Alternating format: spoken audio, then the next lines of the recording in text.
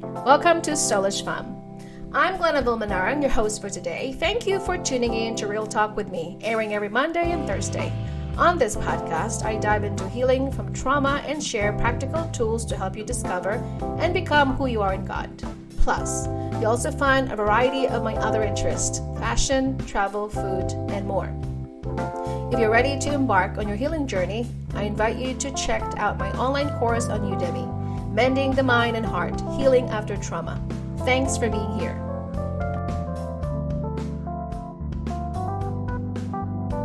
Everyone, welcome back to another podcast. If you're here for the first time, welcome back. Today's topic is always something to do with pain. On my channel, I talk about prospering body, spirit, and soul, and going through our human suffering, triggers, childhood trauma. And I've been reading this book lately by C.S. Lewis. He is one of my favorite authors of all time because his work is about theology and he talks about the conditions of our heart. And I'm going to read some of the things he wrote in this specific book, The Problem of Pain. He talks about, I'm going to read it to you. It says, "Before proceeding, I must pick up a point made in chapter 2. I there said that pain, below a certain level of intensity, was not resented and might even be rather liked. Perhaps you then wanted to reply, in that case, I would not call it pain. And you may have been right. But the truth is that the word pain has two senses, must now be distinguished. A particular kind of sensation, probably conveyed by specialized nerve fibers and recognizable by the patient as that kind of sensation, whether he dislike it or not. And B, an experience, whether physical or mental, which the patient dislikes. It will be noticed that all pains, in a sense, become pains in sense. B, if they are raised and above a certain very low level of intensity. But that pains in the B sense need not be pains in the A sense. Pain is what you call synonymous as suffering, anguish, tribulation, adversity, or trouble. Let's just stop there. So, pain is a sensation. It is this feeling of uncomfortable, tingly sensation, especially when it's physical. This is why many people hate pain, and our natural tendency is to go towards our cabinet medicine and grab something to ease our pain, to alleviate any kind of suffering, because we do not like pain. However, if you are living in this world, you know that even Jesus profoundly said it, that in this life you will have trials, you will have tribulation. You and I will go through challenges in life because that's just part of life. So the problem of human pain is that it's uncomfortable. You will feel discomfort, and you are not going to feel at ease unless you deal with the root cause. We as human usually love pain-free. We don't want any suffering at all because it's in our nature that we want something easy, comfort, and we're just gonna sit idly and not endure pain. However, as much as I would like to say that pain is not good, but pain usually is a lesson to be learned. In anything in life, without suffering, you're not going to be able to understand that there is healing. If you have not suffered before, you don't know what healing looks like. You're not going to understand without the kind of discomfort that you feel in your body. You would not know the difference between comfort, because life is part of contradictions. If there's negative, there's also positive. When there's darkness, there's light. If you might ask yourself the question, if God is a loving God, why does he allow me to suffer? Like every one of us, like when I was also going through suffering in my life, I also asked the same question. If God is truly love, why did he not spare me from being abused? Why did he allow me to go through sexual abuse mentally, verbally, and sexually abused if God is love? It is one of the most common questions that humans have even to this day. The problem is that we only have this idea that God is going to protect us. God can allow things to happen, even though he can prevent us from experiencing pain, but he allows us to experience them because according to Romans 8:28, all things work together for good to those whom God called for his purpose and for his glory. If you don't understand that by now, maybe let it marinate and contemplate and think about what that verse means. God is not after our comfort usually. He is not after our own happiness. Unfortunately, we live in a world that only glorify happiness. It's all about the sky's blue. Without the rain, you would not have soil that is tenderized or soil that is going to be planted because it's going to be arid. It's going to be so dry. So you need turbulence in your life in order for you to experience and to really know what happiness is and what healing looks like. It is the juxtaposition of life that there's going to be highs and there's going to be lows. There's going to be bad days and there's going to be good days in life. And when you know how to endure throughout the trials and you don't give up and you just believe that God will work things out for good. When you study the book of Job, he was the man that told to be a friend of God. And I think I would like to say that if you think that God is going to spare you from any hardships just because you become a Christian or because you're someone special, you're absolutely wrong, because in this life we live in a fallen world. We have opened the floodgates of hell. Way back in the Garden of Eden, when Adam and Eve violated the very rule that God said, thou shalt not touch the tree of good and evil, and then they touch it and they ate of it, and that's why today we're still suffering. That is why when Satan said to Jesus, they are giving me the keys of disobedience, we have decided, well, Adam and Eve decided to take the matters on their own. And that's why we are no longer protected under the umbrella of God and said, okay, you're on your own because you have violated the rule. God's plan was not for us to suffer. His plan was for us to just like animals without consciousness. That was the first plan. We were supposed to just animals eating around, doing nothing, and cultivate a little bit of here and there in the Garden of Eden, just like the animals. They had, after they have eaten, and then they're just gonna sit idly. However, the moment that Adam and Eve violated that rule, we're no longer under the protection of God. That's why God said, you're on your own, and that's why until the day you die, you're gonna suffer. You're gonna have trials. You're gonna have this ongoing moaning and groaning deep within your soul. And that's why when we look at suffering, we usually have this idea in your head that I need to get rid of it. But with suffering, though, when you are faithful enough to stick through it and remember that whatever the devil meant to harm you, God is going to turn it around for good. The same thing with Job when he suffered, when Satan made a deal with God and says, I want to test Job. I want to be able to test his character to see truly if he is one of your people. And we think that you and I are not being negotiated by God. There's a discussion that is going on all the time, whether we admit it or not. There is a force that is dealing with our heart. And that's exactly what God said to Satan. He is the accuser of the brethren. When Satan said, the only reason that Job loves you is because you are protecting him. That's because he loves you is because you put angels around him. What if you take away his family or his friends, or what if you take away his wealth? Because as I said before, I think I talk about this, that there are three things that we're going to be tested. Our faith will be tested through family members, through friendships. Our faith will be tested through wealth, of how much you have, and what if God's going to take it all away? Are you still going to be faithful? Are you still going to serve God when God takes everything away from you?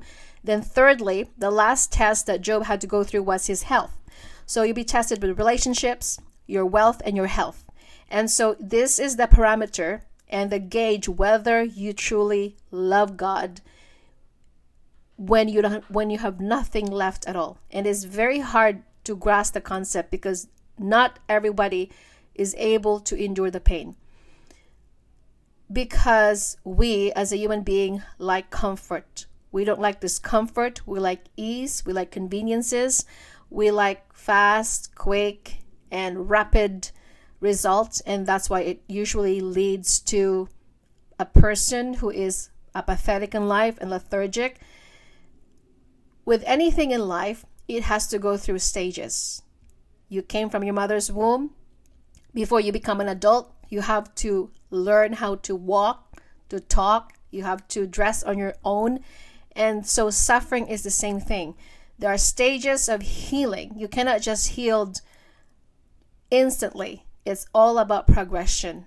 You must heal, first of all, from the awareness of you have been violated. It's the first thing, acknowledgement that you are being broken and wounded and somebody hurt you. And secondly, of course, it's about the confession and learning that it's okay that you have been through a lot of things in this life, but you cannot allow your suffering to stagnate you. You cannot allow pain to make you bitter. It's easier said than done, of course, because many people are crippled or debilitated by the idea that you have no idea what I've been through. You probably is going to convince me otherwise that what was done to me was very hard and it's something that I cannot get over with, because that's why it's very hard to break a certain pattern, because sometimes our pain can define you and it will make you who you are. It will entrench something in your psyche, but it doesn't have to be. You need to really force yourself to believe that there's always going to be a light at the end of the tunnel.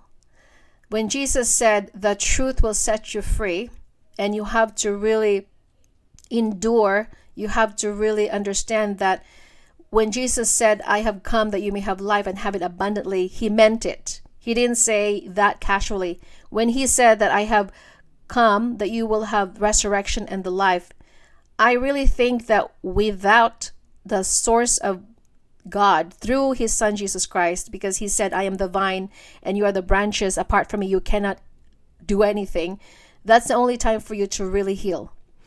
There are a lot of self-help books out there. I have read them before. There are so many gurus out there. It's going to tell you about certain things that you have to do to be healed. But I always like to say that the moment I have read the Bible and I truly grasp the concept when Jesus said, you must abide in me in order for you to bear fruit. Apart from the vine, you're just cut off out of the sources, as if you're a human being that needs to have the oxygen from the one who created you.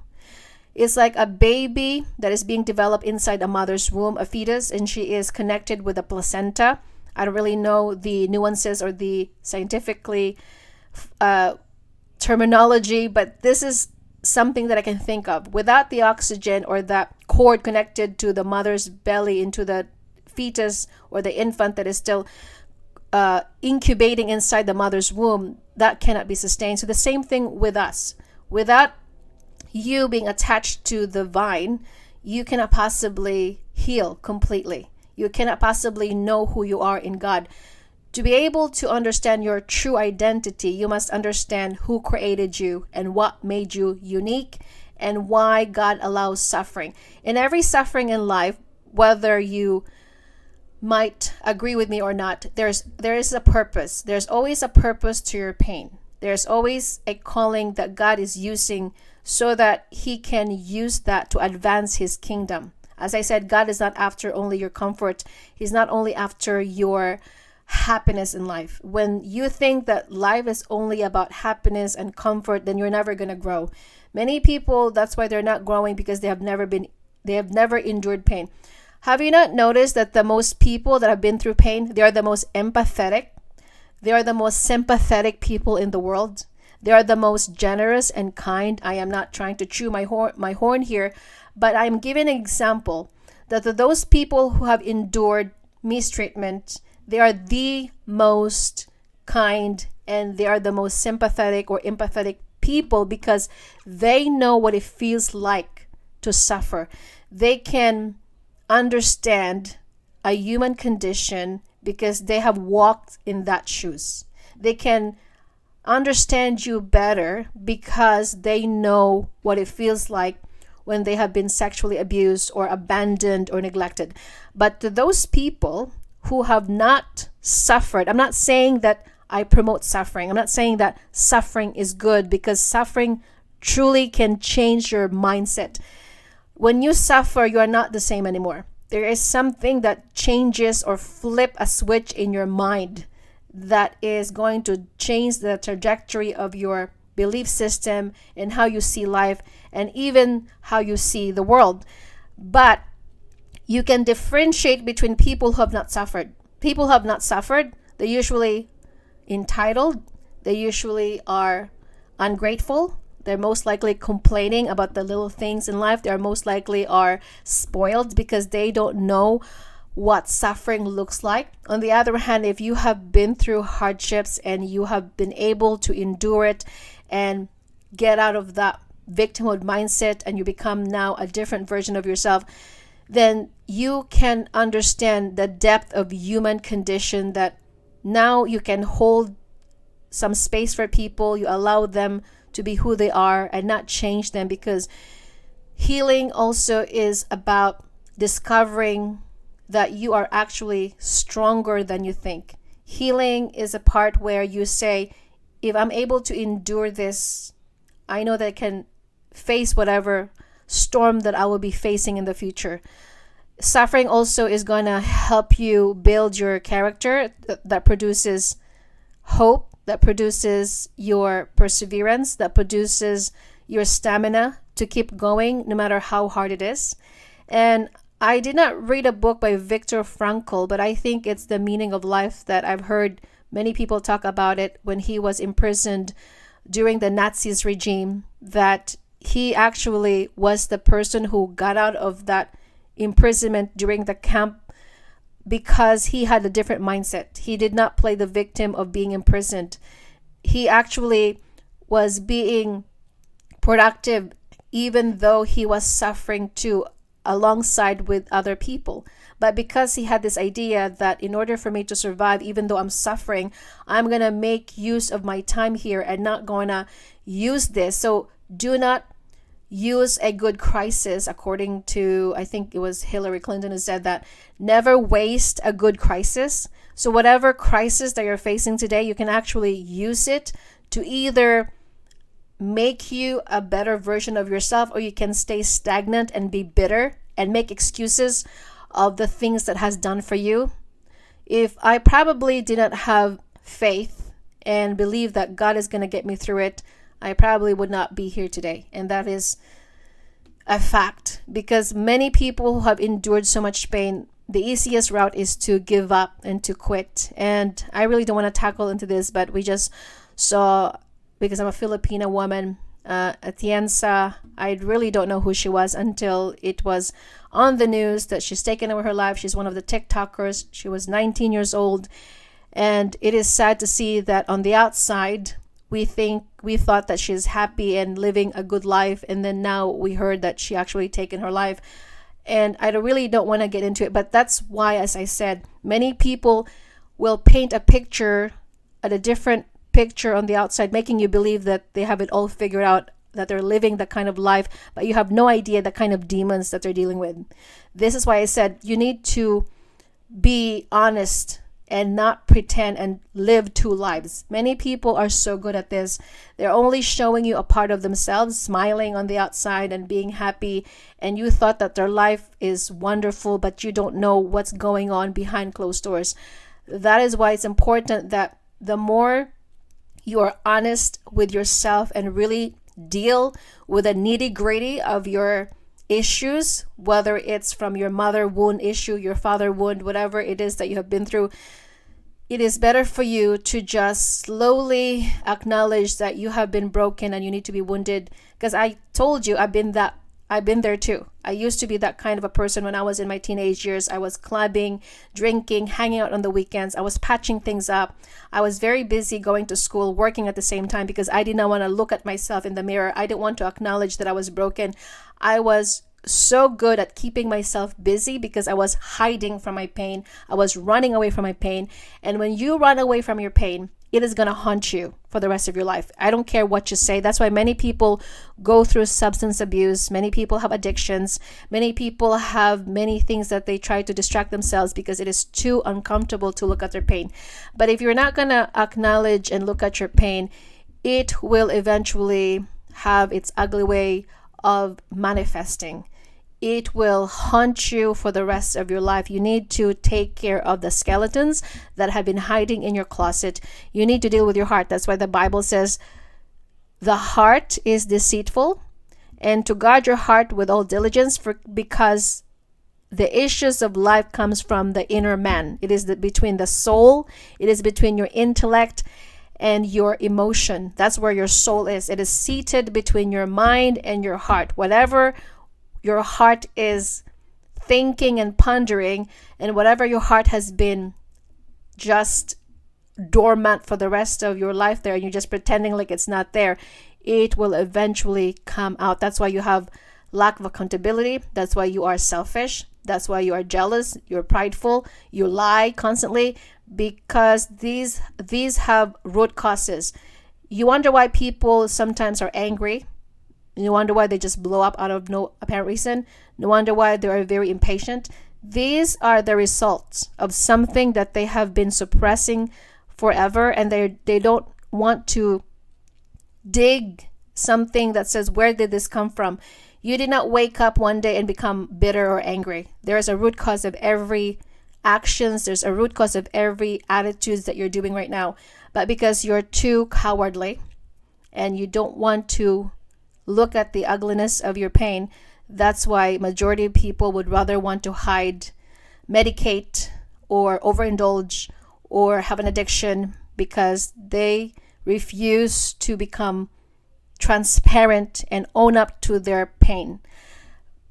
That is why it's important that when Jesus said, you will know them by their fruit, it talks about the spiritual matter of the person. You don't even have to go to a church to really understand who are the people that you're dealing with. When I was very snappy before, in my younger years, impulsive, I was overly reactive, I was very impatient. Until now, I need to understand why I do the things that I do. When I took the time to understand, it was because of my mother's wounds, my father's wounds. It was the transference of spirits that have accumulated from them. It was the emulation of their bad characteristics. And when I realized that this doesn't have to be me, I don't have to act like them or talk like them or be like them. This is where the unlearning pattern changes, and this is where you break the cycle of generational curses, that you're not gonna do what they do, and at least you're aware now. And that's where healing starts. Awareness, when you're aware that you need to change a bad habit, and you're not going to copy your mom or your dad's temperament, or you're not going to copy their behavior, then that's where healing starts. And that's why acknowledgement, confession, being able to deal with your trauma and triggers, and being able to do the hard stuff, that is where transformation will start. That's where people are not going to wait around for you to really wake up, because no one can do it for you. No one can make you heal. No one can make you journal. No one can make you contemplate. You have to do the hard stuff. That's why Jesus always liked to say, you have to go out in the mountaintop and be yourself, be in one with the Father. I think when we are not aware of this is not just a new age version. I think this is from the Bible, when Jesus said, I am the one, me and the Father are one. If you need to integrate yourself with the Father, you are going to be transcendent. If you need to integrate yourself to a higher level, you need to go outside of the world system, and you need to really sit. In Lamentations, it says that it is good that one should hope and wait quietly. Let him sit alone and keep silent. Because when you want to heal, you need to be silent. You need to contemplate. You need to think about what have you been through in this life, and you need to really understand, where does this come from? Why am I feeling like this? Where did this trauma come from? It all comes down to self-reflection. It all comes down to knowing your own demons and your triggers. And that is why I want you and I to heal, and I want you to understand that it will take time to heal, but the sooner you'll take care of that